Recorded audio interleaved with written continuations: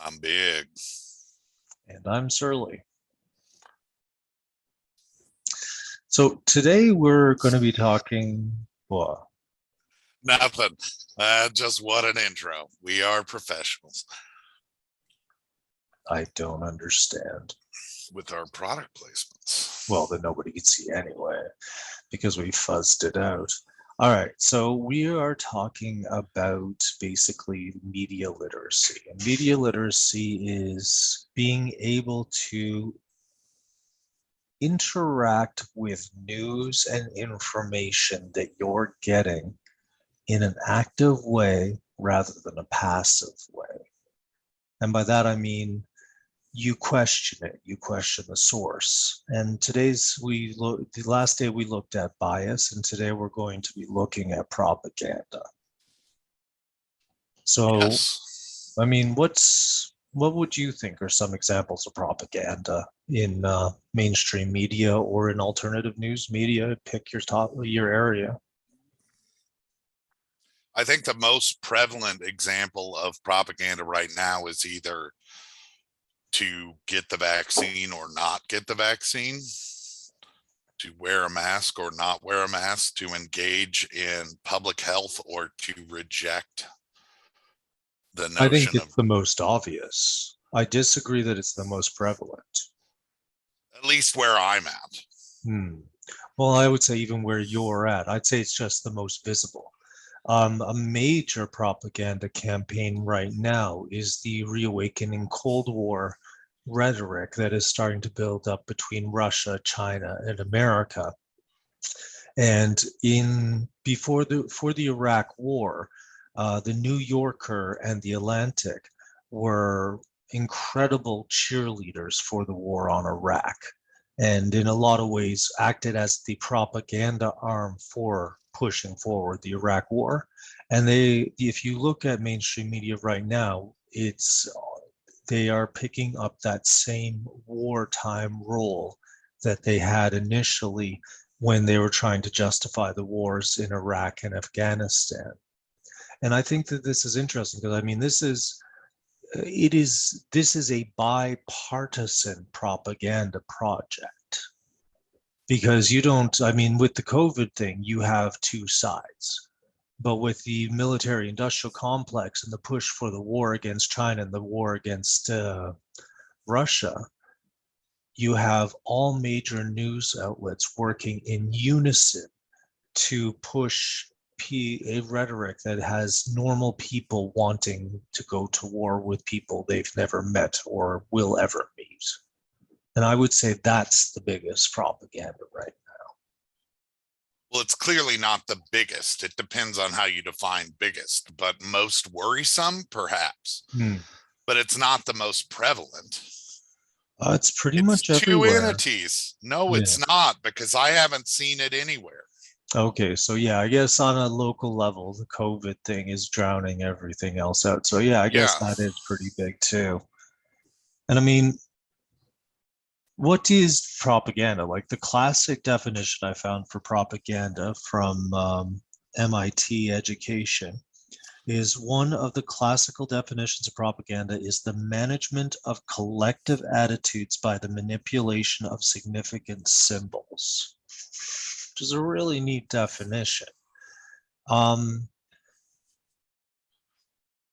the modern symbology being like the swastika would be a good example of just symbology being used to manipulate people. Yep, the American flag, the Canadian flag, yeah, the dollar sign. The dollar sign. What are some things Canadians believe in? The maple leaf. Yeah. It's maple weird. Syrup. Even though your Being maple syrup is largely people. Controlled by cartels. Most of Canada is controlled by cartels. Most of America too, probably. I mean, but the thing it's is just crazy to think that there's like this maple syrup underground. What you have to understand is Canada was an extraction company, resource extraction company first, that had democracy, the semblance of democracy, because it really isn't. added to it to stop a rebellion like the US had experienced from occurring up here. So maintaining British interests without losing the colony. So, I mean, the fact is people out here on this continent have just been played ruthlessly for 200 years by the British monarchy. Well, and what you alluded to right there is the illusion of democracy. Yeah. That in itself is propaganda. That there's democracy or that it's an illusion? No, that there is democracy, because the elites don't have to follow the same rules we follow. And No, if that's a a rule of sect law. of the society, sure, but if a sect of society can act in undemocratic ways without repercussions, Mhm. then the idea that we live in a democracy where there is a rule of law is in itself a propagandistic argument that's being foisted on us. To an extent, that argument can be quite easily made, because the up here in Canada, I consider the party system a hidden oligarchy mechanism that actually reduces real democracy to the point that it doesn't exist, that it is party interest, that most decisions are made for party interest with some window dressing to appease voters, but no, there is no way to vote out the billionaires. There is no way to vote in progress. So it's the appearance of democracy for me. But that's an incredible discussion and tangent to go on if we decide to. Sure. Well, representational democracy is arguably not really democracy.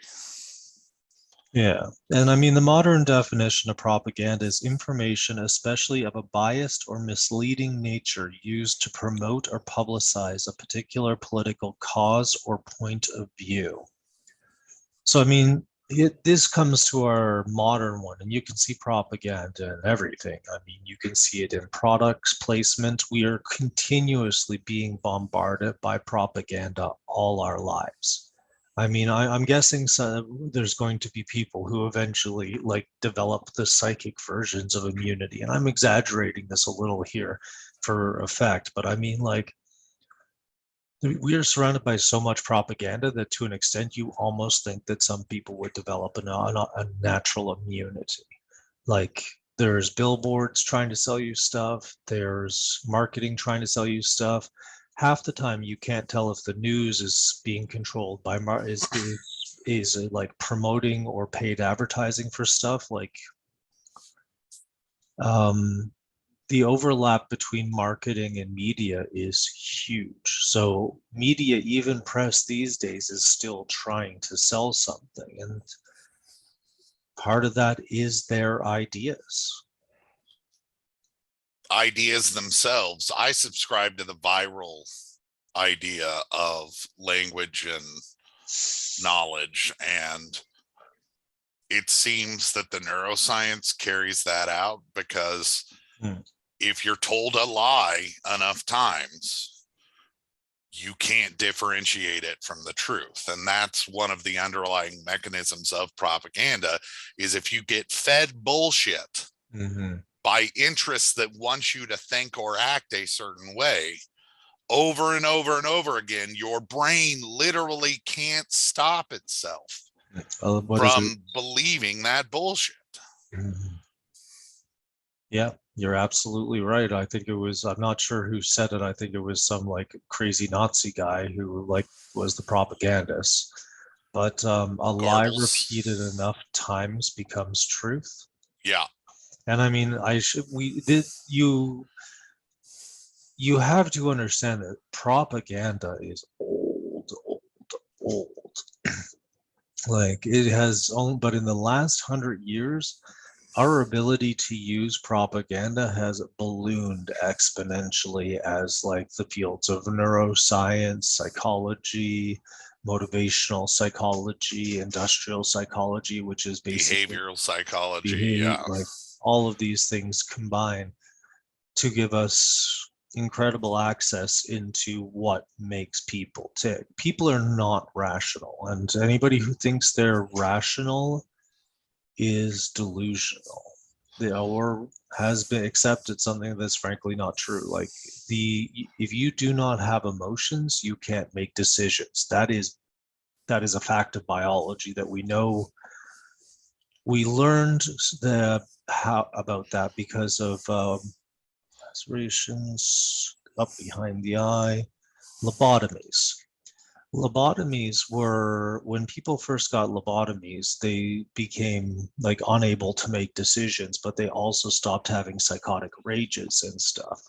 And as this made a lot of people curious, and over time they looked at it, and what they found is that without our emotional centers, like every decision we make is at foundation an emotional impulse first, pushing us towards thinking that will get us to what we desire. So I mean, rational is a thin layer on impulses we still barely understand. The Western conception of human identity is that we are thinking beings that feel. No, The reality is, well, that's fucking Descartes. I think, I know. therefore I am. He's And the wrong. problem is that we are feeling beings that think. I am, therefore I think. So I mean, I really We are reacting to our emotional states far more than the average human would like to admit. we're always reacting to emotional states at all times. What you have to understand is that we are optimally designed biological organisms designed to interact with, process, and survive in a very hostile environment. Thinking is the last addition we've gotten. And that's why when you think of evolution, you can think of it as diverging at one point between physical evolution and the evolution of the mind. No. And that's a mistake. Dualism, mind-body dualism is really not a thing. It is absolutely a thing. Mind-body dualism? Yes. Okay, keep going with your explanation. That at some point, our physical evolution it has been surpassed by our intellectual evolution. That there at one point, all of the original hominids that became humans thought the world worked a certain way. And then someone picked up a stick. And that knowledge of using the stick to beat a rock broke the rock more effectively. That was then transmitted to the immediate people around him, and it spread out from there. It's like a ripple in a pond. The knowledge gets transferred over time. And as we build on knowledge, we are actually changing. We have surpassed from creatures that interact with the environment to creatures that define our environment to creatures that are making our environment on a day-to-day basis. The lifestyles that we live today in North America are lifestyles that kings and queens 1,000 years ago would have killed all their subjects for. Mm-hmm. And part of that is that evolution of thought and that evolution of control, scientific development. Like if the theories behind the singularity are correct, and it's inevitable we're going to hit the point that AI exists, then once AI exists, we have surpassed physical limitation, or at least the AI has. Yeah, there's a number of things you're saying that conflict with what I understand of anthropology, but that is a very long discussion for another topic. Sure, and I actually had this discussion with an anthropological biologist like 2 weeks ago. Yeah. And so maybe we can get her on the show. and Well, she we can, would see. It would be because my understanding of human specialness is that we're not very special. That a lot of the problems we have in medicine and psychology is, and some of our difficulties in dealing with mental problems and some of our problems in dealing with physical problems is we don't understand the brain body connection and how what happens in the brain affects the body and what happens in the body affects the brain, that it's a continuous integrated system. Now, sure. we may be discussing something different here. Yeah. So I think maybe I'm we can talking about just, the evolution of thought itself, that someone figured out. we're not the first species to paint. Sure, but my point is that someone figured out there was a Chimpanzees, first murderer. yeah. Murder didn't happen before that first murderer. The first murder Murder probably was wasn't feasible even a human, after that point. right? But hey. Now, see, when an animal fights to the death, is it murder? No. Okay, that's a huge semantic game. All right, let's save that for another day and get back to propaganda. Because again, a propaganda is the intentional effort to shape the relationship between an individual target of information, the subject, and their environment, the object, by relying on the dissemination of symbolic meaning in order to support a particular course of the subject's activity in relation to the specific objects of activity. How does media do that, though, right? Like, I mean, that what I just said is a giant mouthful, and I'll admit, Sure, I can paper I took it from immediately is a think of giant a very mouthful. good example of the symbological version of that in marketing. For a while, Doritos Hmm. took their name and their label and everything that wasn't legally required, like nutritional information, off of their packaging and was just selling the nacho cheese orange bag and the Cool Ranch Dorito blue bag. Mhm. And it is the bag colors themselves were iconic enough that people understood they were buying Doritos and buying Cool Ranch Doritos or buying nacho cheese Doritos. Mhm. And the whole marketing behind it was that we are so ingrained in your snackdom Mhm. that you will understand what we are, even if we don't label ourselves. Yeah. Now, that's marketing, but I Sure, which mean, is a form of propaganda. yeah, oh, absolutely. But we're talking about press here today. We're talking about media literacy. So, I mean, we've done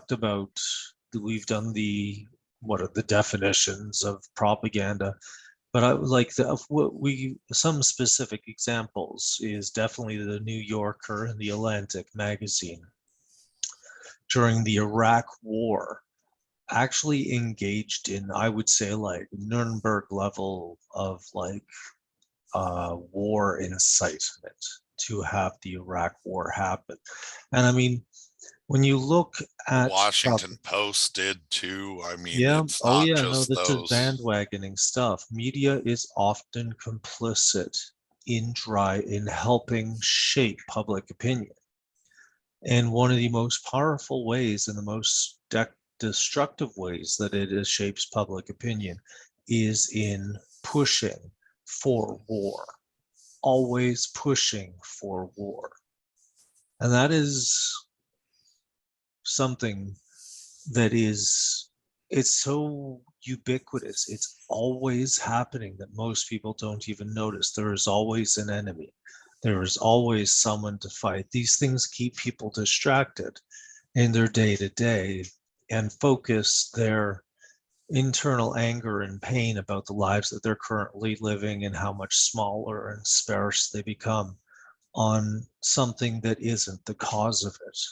And to a degree, you got to wonder about how intentional this is when you have CBC who would rather like interview any old person who can't fly to Florida for the winter rather than 1,000 like 20 to 30-year-old workers who are struggling to survive and going homeless because of the latest pandemic mistreatment. Like these things that maintain the status quo, that allow some to be obscenely wealthy while most people struggle to survive, is a very carefully defined and balanced presentation of information, right? Like, why do you think people actually accept that? Like, instead of actually looking at these gross disparities, they would rather fight with their neighbor over the difference between I'd like to keep a bit of money, whereas the neighbor might think maybe we should use a bit more money to keep everybody okay. When the real people sucking all the money out of our economy are hiding everything they're doing behind a wall of noise coming from the television and coming from other sources that feed this narrative of what should be reality. It's bread and circuses. Exactly. And we're coming to the where the conditions are such that no amount of propaganda is going to keep people satisfied now that the global supply chains are breaking. And you can see that real time. Go to your local fast food joint and ask if they're out of anything. The McDonald's here, when I tried to get breakfast, didn't have like half of the menu and didn't have large cups. The other thing about because this is, the supply chain is completely shattered. Yeah, it's going to get worse.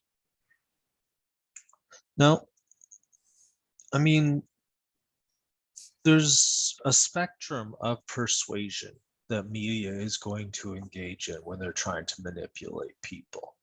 And I mean, the first thing you're going to hear is rhetoric and persuasion.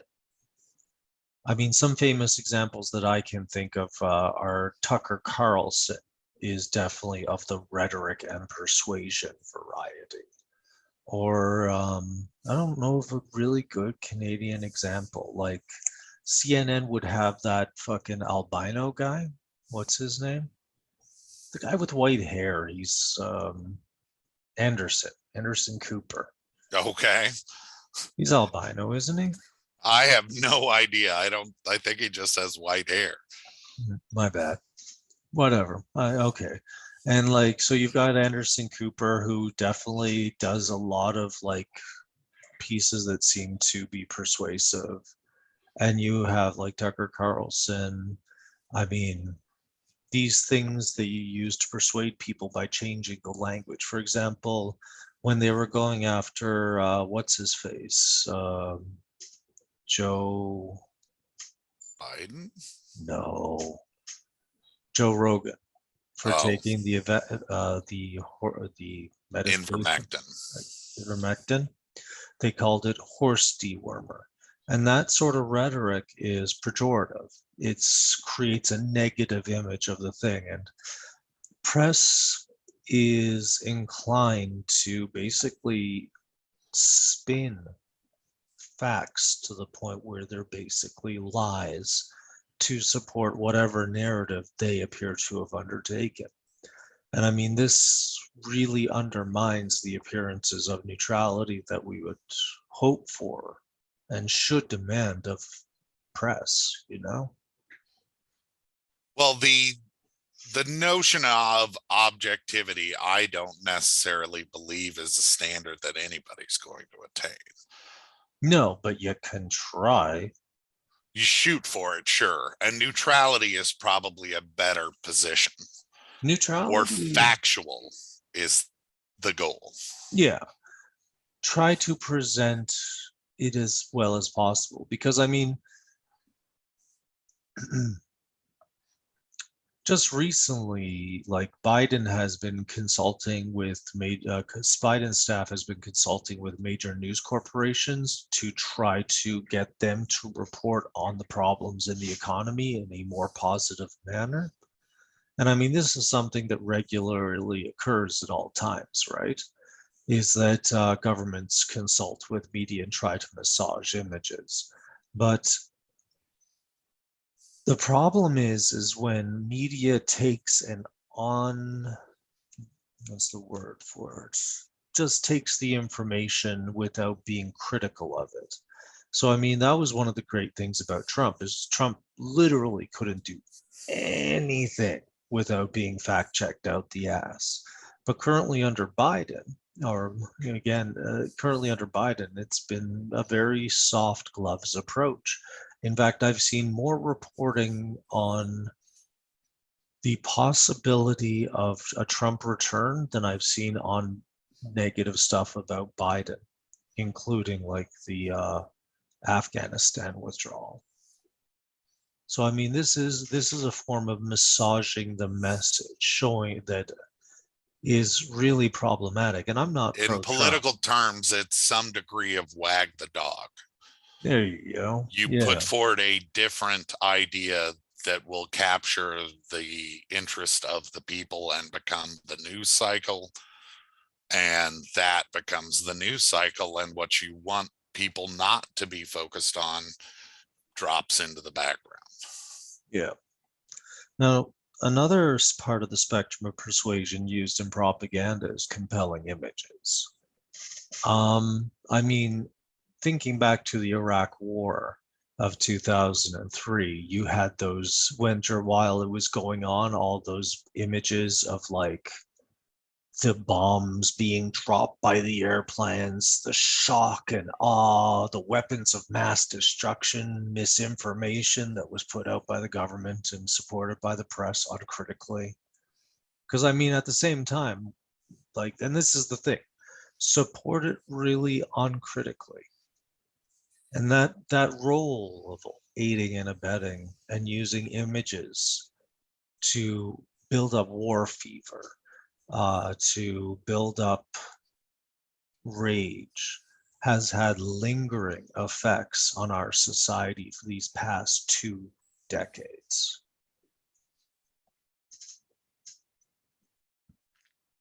Yep.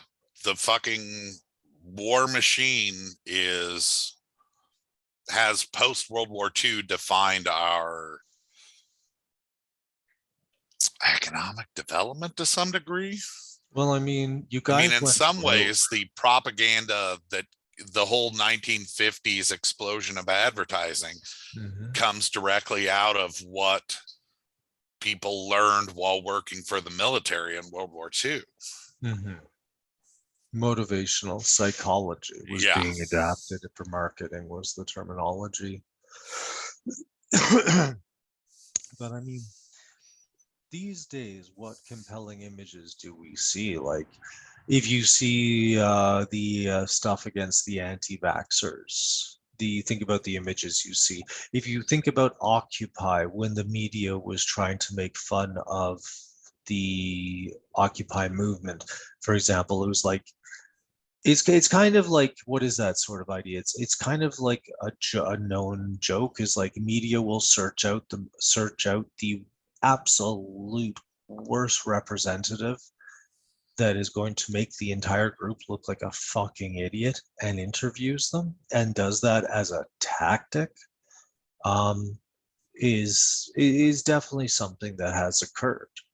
I mean, during the G20 protests in Toronto in 2010, the media focused on the minor damage that was occurring and almost completely ignored the police violence and the police abuse of civil rights, like kettling, locking people in cages, strip searching them in public, like all sorts of bullshit.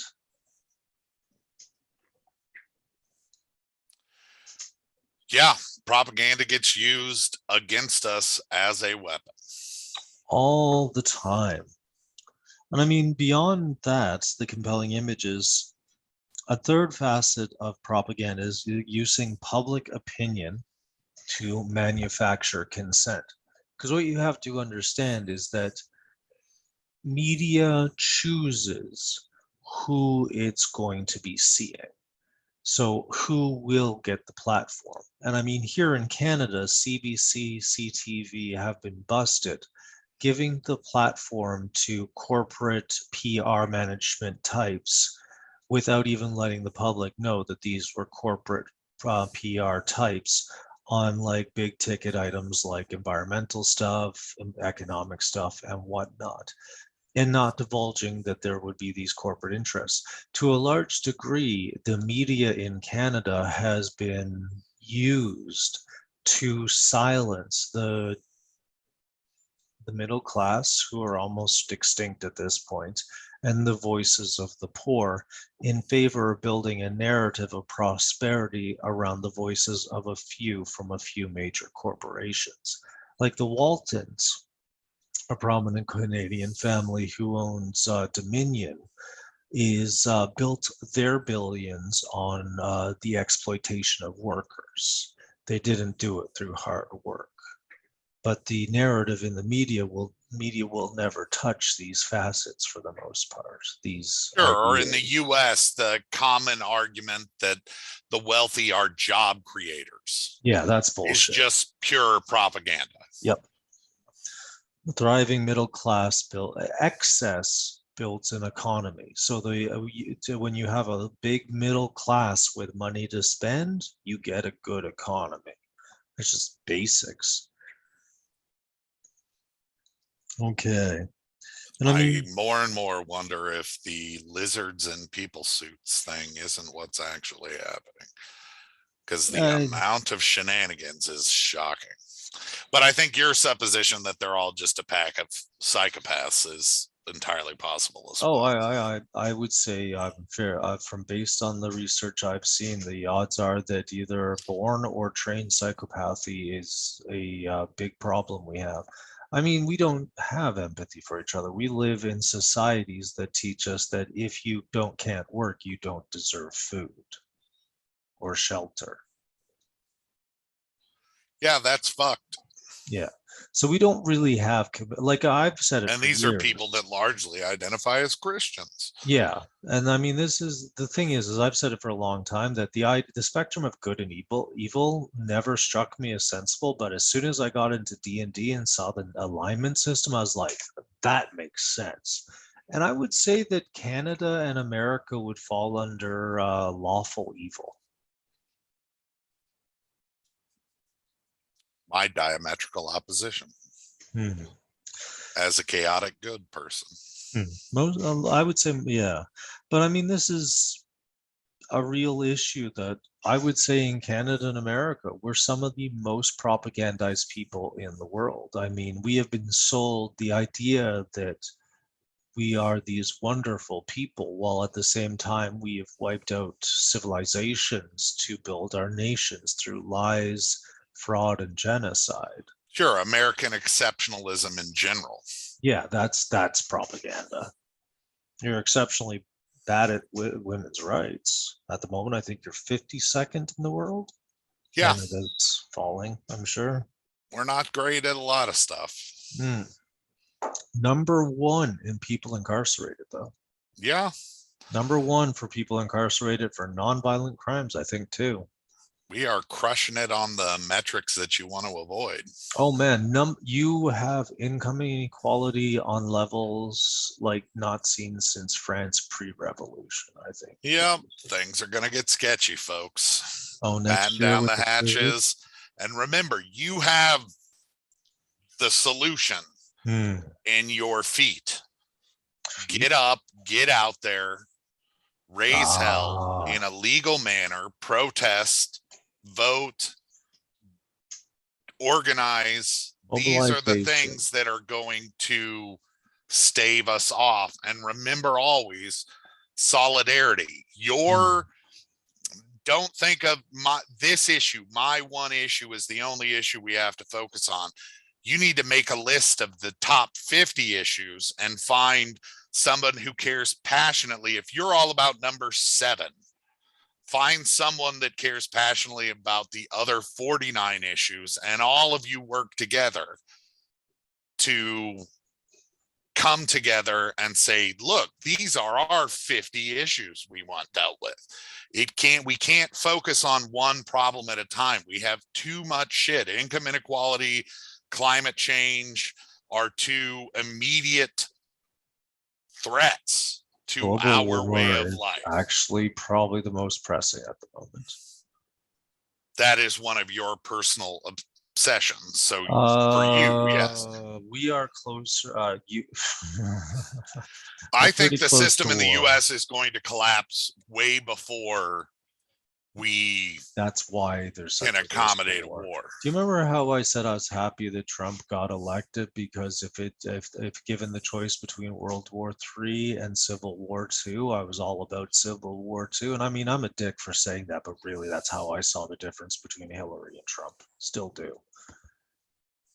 Biden is aiming for World War III like Hillary would have. So, I mean, that's a real risk at the moment. To a degree, I almost would have preferred another term of Trump. Although that would have been pretty close to causing fucking the rise of Nazi Germany. Although, because if Biden fucks it up enough and World War III doesn't happen, you probably will get a neo-Nazi who does that. Yep. Which again, mobilize, Man, folks. 2024, yeah, Mobilize. it's going to get ugly. But I mean, this is the, yeah, mobilization, mass strikes, workers' rights, fucking everybody deserves to live. Now make that a basic goddamn principle, and maybe you'll get out of this, right? Let's hope. Yeah, man. I've been big. And I have been predictably a little bit sloppy due to drinking and surly. Have a good day.